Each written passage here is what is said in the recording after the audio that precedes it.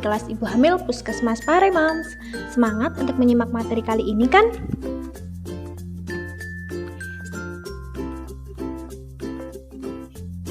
Sebelumnya, kelas Ibu Hamil itu apa sih, Mams? Kelas Ibu Hamil merupakan sarana belajar kelompok tentang kesehatan bagi ibu hamil melalui tatap muka yang bertujuan meningkatkan pemahaman ibu mengenai kehamilan, persalinan, nifas, dan juga perawatan bayi baru lahir. Oke, kita masuk ke materi pertemuan pertama ya. Jadi, apakah kehamilan itu?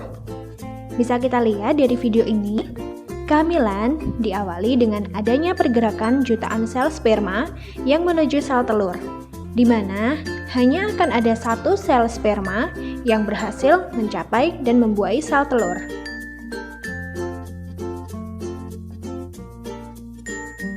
Selanjutnya, sel telur yang telah mengalami pembuahan tersebut akan berubah menjadi zigot yang kemudian akan bergerak dan menempel pada dinding rahim. Akan berkembang menjadi embrio dan akhirnya menjadi janin yang terus tumbuh berkembang selama 9 bulan. Apa saja tanda kehamilan itu? Yang pertama, terlambat haid 1-2 minggu. Kemudian yang kedua, biasanya saat di PP tes hasilnya positif atau garis 2. Yang ketiga, bisa juga dibuktikan dengan pemeriksaan USG di mana terlihat kantung dan juga bakal janin. Nah, sekarang kita bahas keluhan apa saja sih yang sering terjadi saat hamil. Yang pertama, mual muntah. Hal ini biasanya dikarenakan peningkatan hormon progesteron dan estrogen. Hal ini biasa dirasakan ibu pada trimester 1. Ibu dapat mengatasinya dengan makan sedikit tapi sering, hindari bau yang merangsang, hindari makan makanan yang berbumbu banyak, makan buah yang berair, juga bisa tunda minum tablet tambah darah.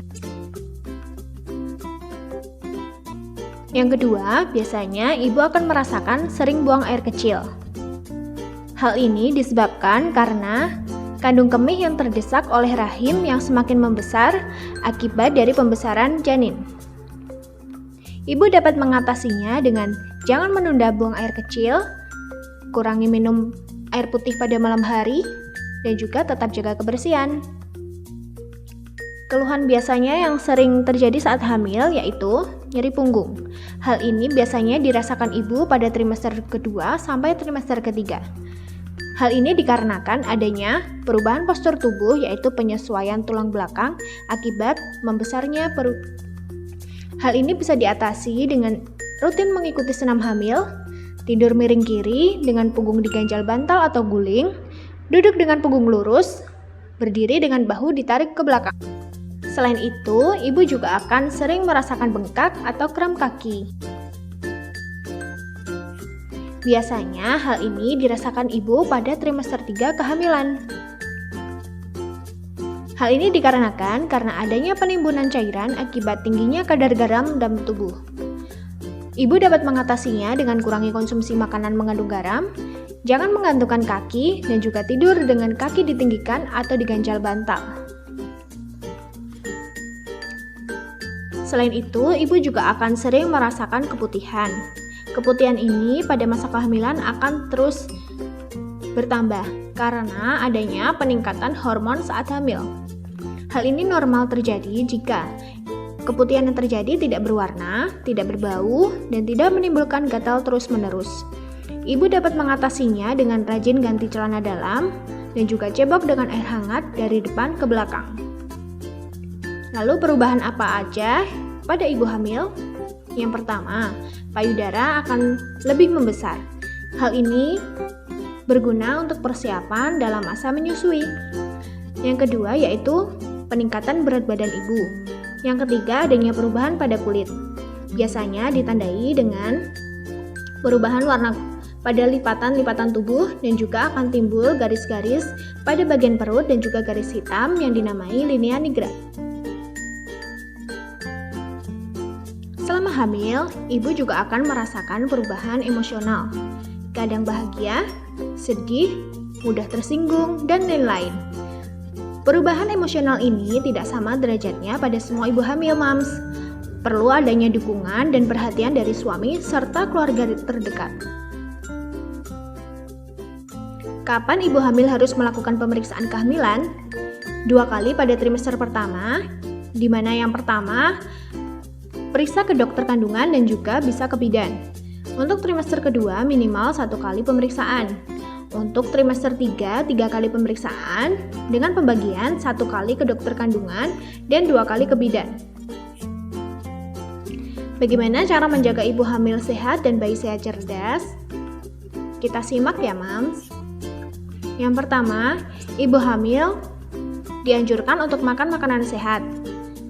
Tetap mengandung karbohidrat, protein hewani bisa dari ikan, laut, seafood, kemudian mengandung protein nabati, buah-buahan, dan juga jangan lupa minum air putih 7-8 gelas sehari.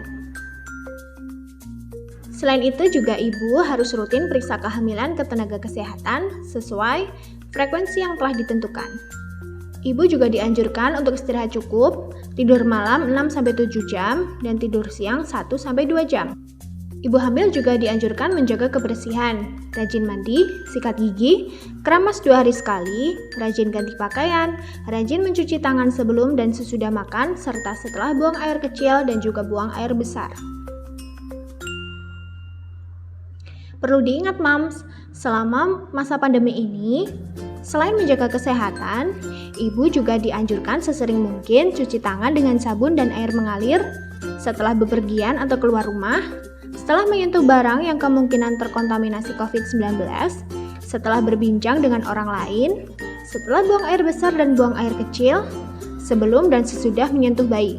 Selain itu, ibu juga dianjurkan untuk tetap menggunakan masker medis, yaitu dengan menutupi mulut dan hidung, hindari menyentuh masker saat digunakan, melepas masker dari belakang dan bagian dalam, buang masker sekali pakai.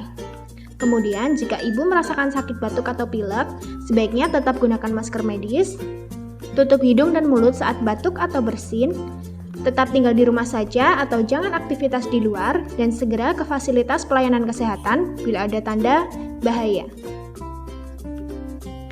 Berikut merupakan aktivitas fisik dan latihan fisik yang harus dihindari ibu hamil.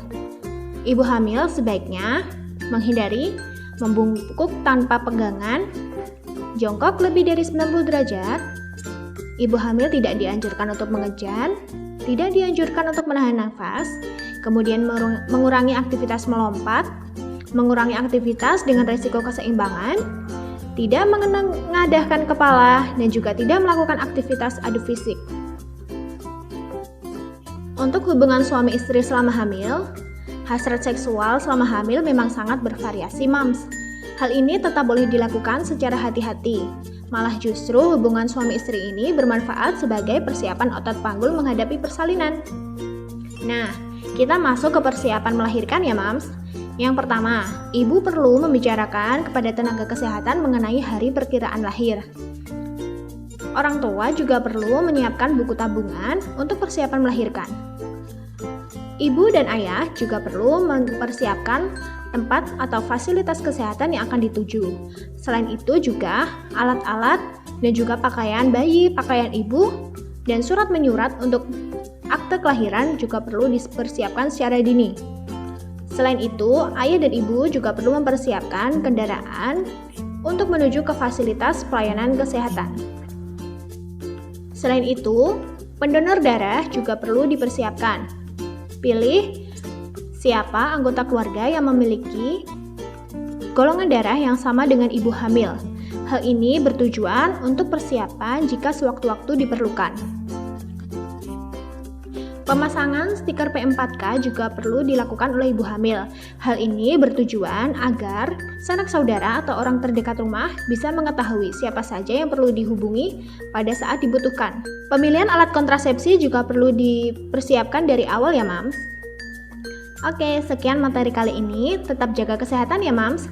Sampai jumpa di pertemuan selanjutnya. Ibu pintar, lahirkan bayi sehat dan cerdas.